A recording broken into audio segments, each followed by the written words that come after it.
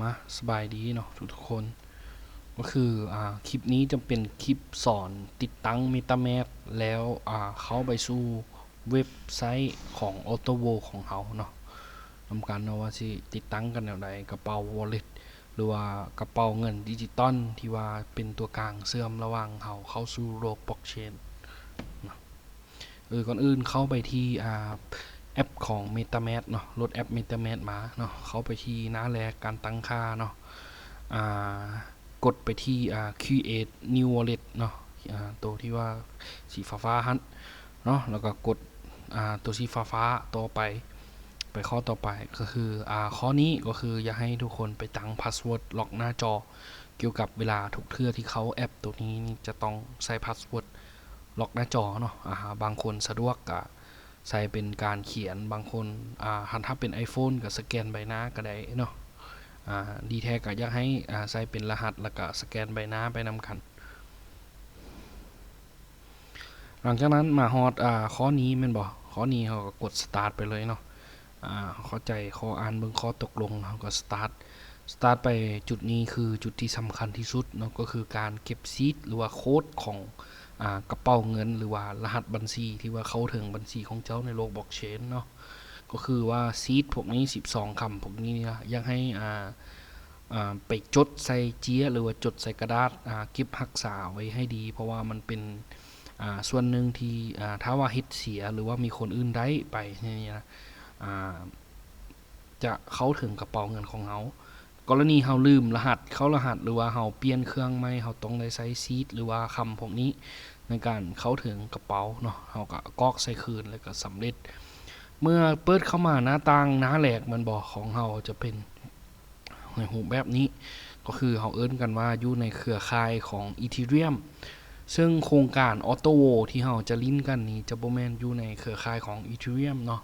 จะอยู่ใน Binance Smart Chain เห็นบ่นะเขาเลือกกดเบิ่งเครือข่ายกับบ่มีแม่นบ่ดังนั้นเราก็แนะนำให้ไปเพิ่มเครือข่ายเนาะคือแอดเครือข่ายเนาะกดไปที่3ขีดกดมาที่คำว่า setting นี้เห็นบ่ setting กลับมาคลิกตัวบอลnetwork กดมาบอลนี้เนาะหลังจากนั้นเราก็สามารถกดไปที่ add network เนาะอยู่ลุ่มสุดตัวสีฟ้าๆนี้add network เนาะซึ่งปกติเนาะเราจะเข้ามาหน้าต่างนี้ add เข้าใจบ่ MetaMask เฉพาะภัยที่ยังบ่ทันอัปเดตต้องเข้ามาหน้าต่างนี้ add URI หรือ add เว็บไซต์อย่างต่างๆเข้าไปซึ่งปัจจุบันนี้มันง่ายหลายสำหรับการอัปเดตของ MetaMask เวอร์ชันใหม่มานี้เราสามารถแอดได้เลยก็คือ Binance Smart Chain ที่ค่อยชี้ให้เบิ่งกันบ่เราคลิกแอดไปเลยแล้วก็กด approve กด approve ไปเห็นบ่ตอนนี้เราก็ได้กลายมาเป็น Binance Smart Chain แล้วก็คือเครือข่ายของ Binance อย่าให้มาแอดเหรียญเข้าไปเนาะเป็นอย่างคือต้องแอดเหรียญก็คือถ้าว่าเราบ่แอดเหรียญจะโอนเงินมาจะบ่เห็นว่าเรามีเงินเนาะทางที่เงินเขาแล้วแต่เราบ่เห็นว่ามีเงินเนาะก็คือวิธีการแอดคือเฮ็ดแบบนี้เนาะหลังจากที่เราแอดเน็ตเวิร์กไปเรียบร้อยแล้วมันบอกเราก็ให้คลิกไปที่3ขีดเข้าไปที่เบราว์เซอร์เนาะก็ไปพิมพ์ URL URL เนาะลิงก์ URL ก็คือwww เนาะ .defiauto. เขียนผิดเนาะ .io เนาะแล้วก็เซิร์ชเข้าไปเลยเจ้ากด connect เนาะก็คือเราสามารถกระเป๋าเงินของเราสามารถเชื่อมกับโครงการของ DeFi ที่เป็นรูปแบบของเว็บ3เทคโนโลยีบล็อกเชนอยู่ในนี้เลยประมาณนี้เห็นบ่ประมาณนี้นี่คือโครงการของ AutoWo เห็นบ่จะมีรายละเอียดบอกเหมือนอย่างโครงการจะเป็นในรูปแบบของ Open Source เนาะคลิกมาที่ตู้นิรภัยหรือว่า Wo เนาะตู้นิรภัย Wo ก็คือว่าบอนที่เราฝากเงินเห็นบ่ซึ่งปัจจุบันนี้ก็ฟักอย่างบ่ทันได้เนาะก็คือเราต้องกรอก ID ใส่ก่อนแต่ว่ามันมีจักคิดไล่เราสามารถคิดไล่อยู่ลุ่มลิ้นๆได้ก็คือว่ากรณีที่เราเห็นบ่กรณีที่เราคลิกมาลุ่มนี้สมมุติว่าค่อยฝากจากมื้อนึงนี่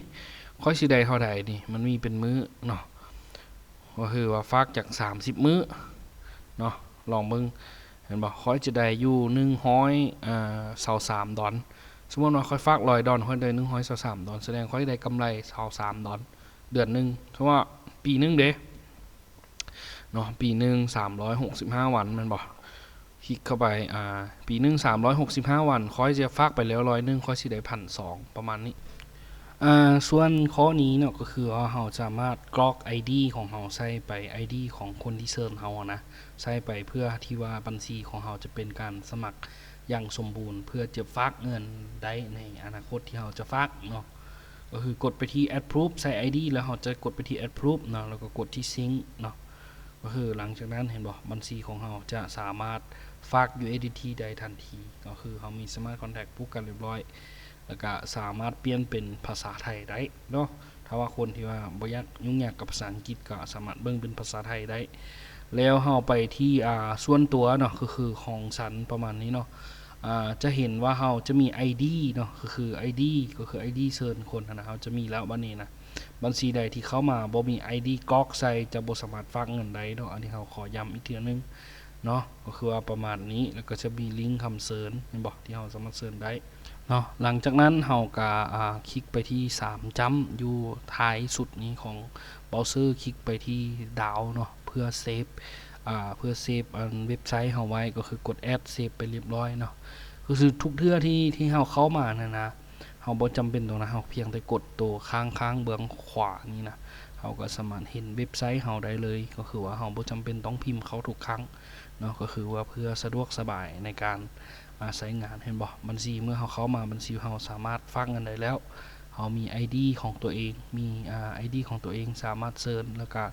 เห็นซุมซนของคนอื่นได้เนาะ